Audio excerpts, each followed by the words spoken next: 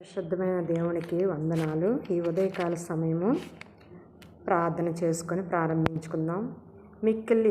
మమ్మల్ని మిక్కిలిగా ప్రేమిస్తున్న మా పరలోకపు తండ్రి, ఈ పరిశుద్ధ సమయాన్ని బట్టి మీకు వందనాలు. ప్రభువా, ఈరోజు నీ వాక్యము యెషయా గ్రంథము 58 అధ్యాయము 6వ వచనము ద్వారా మాతో మాట్లాడమని వేడుకొంచున్నాము. మా మనోనేత్రాలను వెలిగించి మీరు కోరుకునే నిజమైన ఉపవాసం ఏమిటో, మీ హృదయానికి ఇష్టమైన భక్తి ఏమిటో మాకు వివరించుము.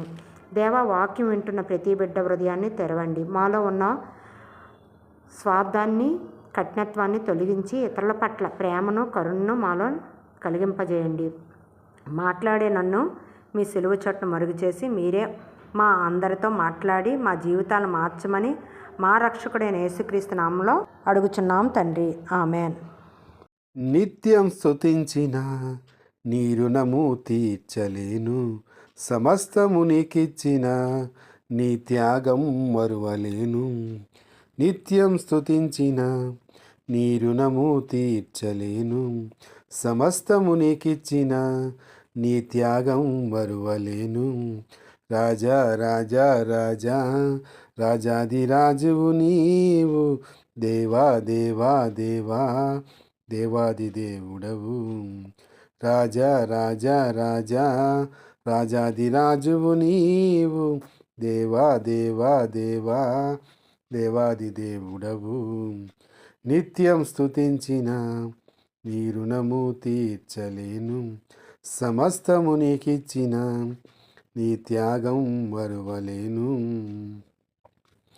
అద్వితీయ దేవుడా, ఆది అంతం అయ్యున్నవాడా, అద్వితీయ దేవుడా, ఆది అంతం అయ్యున్నవాడా, అంగలార్పణ నాట్యముగా మార్చివేసిన నా ప్రభు, అంగలార్పణ నాట్యముగా మార్చివేసిన నా ప్రభు. రాజా రాజా రాజా రాజాదిరాజువు నీవు, దేవా దేవా దేవా దేవాది దేవుడవు. రాజా రాజా రాజా రాజాదిరాజువు నీవు, దేవా దేవా దేవా దేవాది దేవుడవు. నిత్యం స్తుతించిన నీ రుణము తీర్చలేను, సమస్తము నీకిచ్చిన నీ త్యాగం మరువలేను. జీవమైన దేవుడా, జీవమిచ్చిన నాదుడా, జీవమైన దేవుడా, జీవమిచ్చిన నాదుడా, జీవజలముల బుగ్గల యొద్దకు నన్ను నడిపిన కాపరి, జీవజలముల బుగ్గల యొద్దకు నన్ను నడిపిన కాపరి. రాజా రాజా రాజా రాజాదిరాజువు నీవు, దేవా దేవా దేవా దేవాది దేవుడవు. రాజా రాజా రాజా రాజాదిరాజువు నీవు, దేవా దేవా దేవా దేవాది దేవుడవు. నిత్యం స్తుతించిన నీ రుణము తీర్చలేను, సమస్తము నీకిచ్చిన నీ త్యాగం మరువలేను.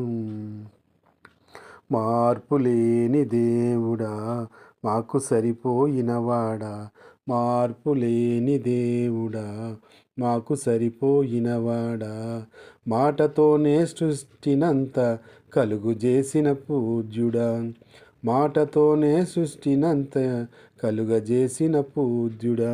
రాజా రాజా రాజా రాజాదిరాజువు నీవు, దేవా దేవా దేవా దేవాది దేవుడవు.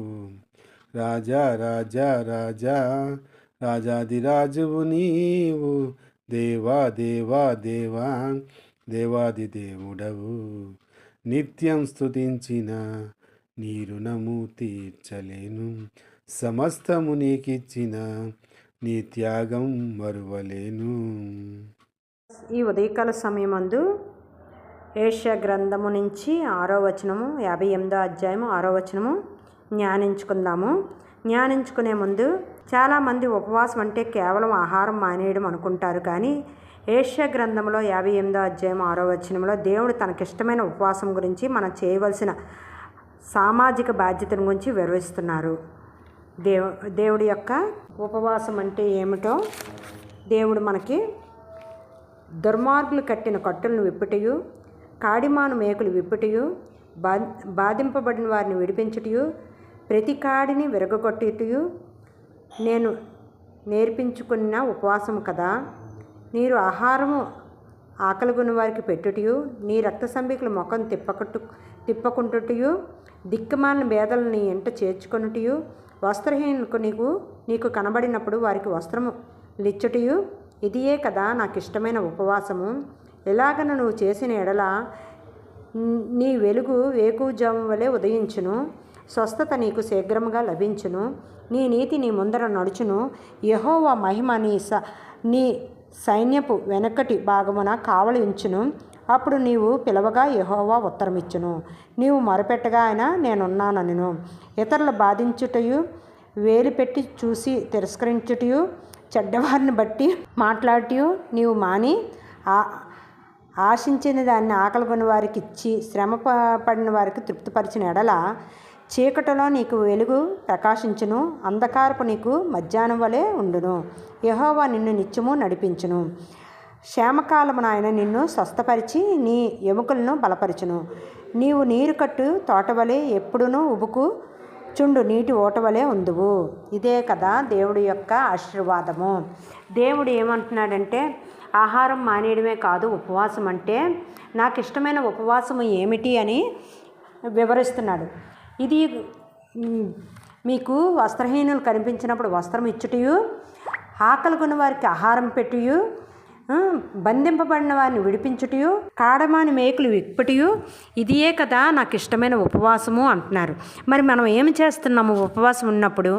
మన విధులను మనం పని చేసుకుంటూ మన సమయాన్నంతా దీని గురించి వెచ్చిస్తూ దేవుడి పట్ల మనం ఏమి చేస్తున్నాం? దేవుడు చూపించిన ఇష్టమైన ఉపవాసాన్ని అనుసరిస్తున్నామా లేదా? ఇది ఒక ఉపవాసం అనేది లెంట్ డేస్ అనేది మనం ఆశ్చర్యంగా కాకుండా దేవుడి శ్రమపడిన దినములు మనం జ్ఞాపకం చేసుకుంటూ దేవుడికి ఇష్టమైన రీతిగా మనము చెయ్యాలన్న ఆలోచన తన వెళ్ళిన తోవలో మనము నడవాలనే మార్గం వేసిన దేవుణ్ణి అనుసరించుట ఇది కదయా ఉపవాసము. బంధకాలను తెంపట, దుర్మార్గులు కట్టిన కట్టులను విప్పుటయు నిజమైన ఉపవాసము. అంటే కేవలం ఆహారం మానేయడమే కాదు, ఇతరుల పట్ల ఉన్న అన్యాయమైన ఒత్తిడిని తొలగించడము, సామాజికంగా లేదా వ్యక్తిగతంగా ఎవరికైనా ఇబ్బంది పెడితే ఆ బంధకాలను విడిపించడము. కాడిమానం మేకులు విప్పుటయు ఇతరుల మీద మనము మోపిన కష్టాలను, అప్పులను, భారాలను కాకుండా ఇతరుల పట్ల బంధింపబడిన కాడిమాను మేకుల వలె గుచ్చుకున్న మేకుల్ని విప్పుటయు మనము బాధ్యత వహించాలి. మనకు తెలిసిన వారే ఇబ్బందుల్లో ఉన్నప్పుడు మనం సహాయం చేస్తున్నామా? మన ఎదురుగుంటా తిండి లేకుండా ఉన్న వాళ్ళకి మనము ఆహారం పెట్టగలుగుతున్నామా? మన మానవత్వం మనలో ఉందా? దేవుడిచ్చిన ప్రేమ మనలో ఉందా? దేవుడు అనుగ్రహించిన ప్రేమస్వరూపుడు ప్రేమ పంచి వెళ్ళిన దేవుని ప్రేమను పోలి మనం ఉంటున్నామా లేదా?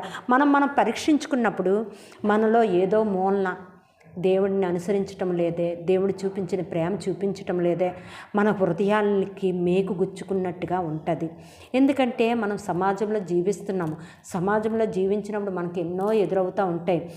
ఎదురవినప్పుడు ఎదురైనప్పుడు మనము కూడా ఆలివలే మనం ఉంటున్నామా? లేదు దేవుడు చూపించిన ప్రేమను పంచుతున్నామా? లేదు మనం అలా ఉండలేకపోతున్నప్పుడు ఇతరుల పట్ల తప్పులు మోపుతున్నామా? ఇలాంటివన్నీ మనం పరీక్షించుకోవాలి. మనం ఉపవాసం ఉండుటంటే దేవుడు చూపించిన ఉపవాసమును పోలి మనం నడుచుకోవాలి. దేవుడు ఏ విధముగా మనకు అనుగ్రహించాడు ఉపవాసం ఉండమని, ఏ విధముగా ఉంటే మనకి తన వెలుగు మనపై ప్రకాశిస్తుంది, మన అనారోగ్యం స్వస్థపరచబడి బలమును అందుకుంటాము. ఇవన్నీ కూడా యెషయా గ్రంథంలో రాయబడి ఉన్నవి. అయితే దేవుడు మనకి ఎప్పుడో రాసి ఉంచి ఉన్నారు. ఇది మనం మర్చిపోయి ఏదో నోరు కట్టేసుకుంటున్నామా, తిండి మానేస్తున్నామా, దేవుని ప్రార్థించుకుంటా సమయాన్ని వృధాగా చేస్తున్నామా, లోకంలో లోకానుసారంగా జీవిస్తున్నామా? ప్రతిరోజు మనం కూడా దేవుడి ముందు ఒప్పుకోవాలి.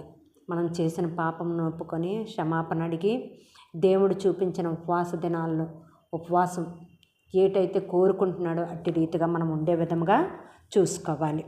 అలా ఉండిన రోజు మనం నీరు కొట్టు తోట వలె ఎప్పుడునూ ఉబుకు నీటి ఓటవలే ఉందుము. మనము ఇట్టి రీతిగా ఉండగలుగుతాం అన్నమాట. దేవుడిచ్చు ఆశీర్వాదాలు ఇలా ఉంటాయి. ఏదైనా పైన సహాయం చేయటం కాదు కానీ సమస్యను మూలల నుండి తొలగించాలి. పరిపూర్ణమైన విడుదల కలుగు చేయాలి. నిజమైన భక్తి అది. దేవుడి కృపను బట్టి మనము ఎంతో ప్రియులమై ఉన్నాం. దేవుడి కృపను బట్టి మనకి రక్షణ ఇచ్చి ఉన్నారు. ఆ రక్షణని మనము సద్వినియోగం చేసుకోకుండా దేవుడిని అనుసరించేవారుగా మనం ఉండాలి. అయితే ముగింపు ప్రార్థన చేసుకుందాము. మనం ఎప్పుడైతే ఇతరుల కష్టాలు విప్పుతామో అప్పుడే దేవుడు మన ప్రార్థనని జవాబు అనుగ్రహిస్తాడు. మనకు వెలుగును ప్రకాశింపజేస్తాడు. ప్రార్థన చేసుకుందాం. పరిశుద్ధుడా మా పరలోకపు తండ్రి, ఈరోజు మీ వాక్యము ద్వారా మాతో మాట్లాడినందుకు వందనములు. ప్రభువా, కేవలం ఉపవాసం ఉండుట ప్రార్థించడమే కాకుండా మీరు కోరుకునే నిజమైన ఉపవాసం ఏమిటో మాకు నేర్పించారు. మా చుట్టూ ఉన్నవారి బంధకాముల నుండి విప్పడము, బాధింపబడిన వారికి అండగా నిలబడ్డము మరియు అన్యాయమైన కాడిని విరుచుటయు మాకు నేర్పించి ఉన్నారు.